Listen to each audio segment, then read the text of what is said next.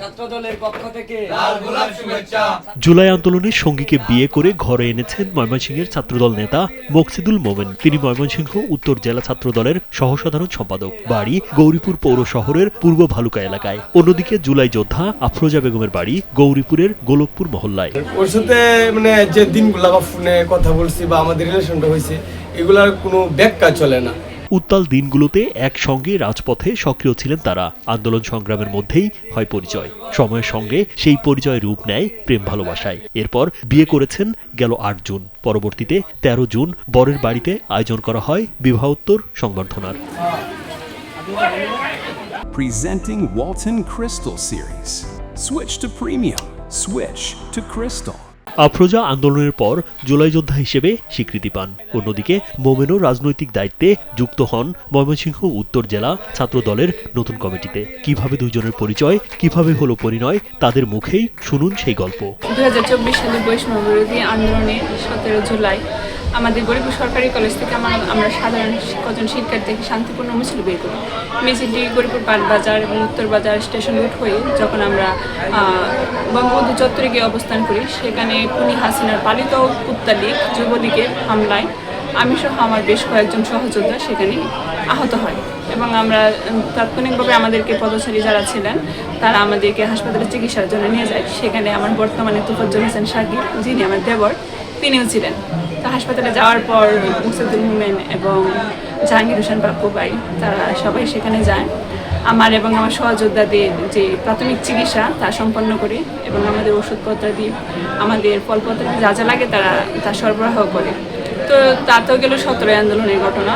তো প্রতিনিয়ত তিনি বলতেন যে আন্দোলনে আসার জন্য। আমি যতদূর জানি উনি ছাত্রদল থেকে অনেক আগে একজন থেকে রাজপথে থাকে, কিন্তু আমি সাধারণ ব্যাকগ্রাউন্ড থেকে উঠে আসে, আমার রাজপথের প্রতি ততটা আকর্ষণ ছিল না। তবু ওনার অনুপ্রেরণায় আমি 18 জুলাই খুব অসুস্থ থাকার কারণে আসতে পারিনি।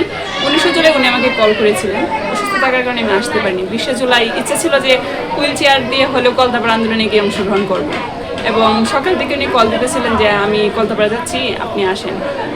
তো তখন আর মনকে বোঝাতে পারলাম না, আমি এবং আমার সহযোদ্ধারা যারা ছিলেন তাদেরকে নিয়ে কলতাপাড়া চলে গেলাম।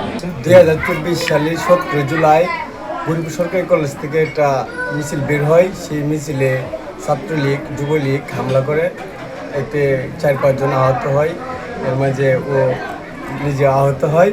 তারপর শোনার পরে আমি আমাদের ছোটো ভাইদের নিয়ে ছাত্রদলের চালু হাসপাতালে যাই। হাসপাতালে যাওয়ার পরে প্রাথমিক চিকিৎসা ও তাদেরকে ভর্তি যাবতীয় সম্পূর্ণ করার পরে তাদের সাথে আমরা সন্ধ্যা পর্যন্ত থাকি। এবার ওই দিনকেই ওর সাথে আমার ফার্স্ট পরিচয়। এরপরে বিভিন্ন আন্দোলন হয়েছে, মিছিল হয়েছে কলতাপাড়া এবং গৌরীপুর। প্রত্যেকটা আন্দোলনে ওদের সাথে আমার যোগাযোগ ছিল, সমন্বয় করছি, লোকজন অ্যারেঞ্জ করার বিষয়ে আসয় সবসময় যোগাযোগ হইতো। লাস্ট ওই 17 জুলাই, ওই 20 জুলাই কলতাপাড়া যে ছাত্রলীগ যুবলীগ পুলিশের হামলা হলো, ওই দিনকাও ও আমার সাথেই ছিল, একসাথে আমরা রাজপথেই ছিলাম। আর ওর সাথে যে দিনগুলা বা ফোনে কথা বলছি বা আমাদের রিলেশনটা হয়েছে, এগুলার কোনো ব্যাখ্যা চলে না। যে রাত্রে এরকম জায়গায় গিয়ে কথা বলছি যে এখানে কোনো মানুষ নাই আশেপাশে, কারণ পুলিশের আতঙ্ক, ঠিক আছে, আবার ওর সাথে কথা বলতে হইব, ওইটাও একটা বিষয়। এভাবে আমাদের অনেকটা দিন পার হয়ে গেছে। তারপরে আমাদের দুজনের বিষয়টা দুজনকে জানাইলাম, জানানোর পরে 2 পরিবারের মাধ্যমে আজকে আমাদের বিবাহ সম্পূর্ণ হয়েছে। রাজীব বিশ্বাস, কালবেলা।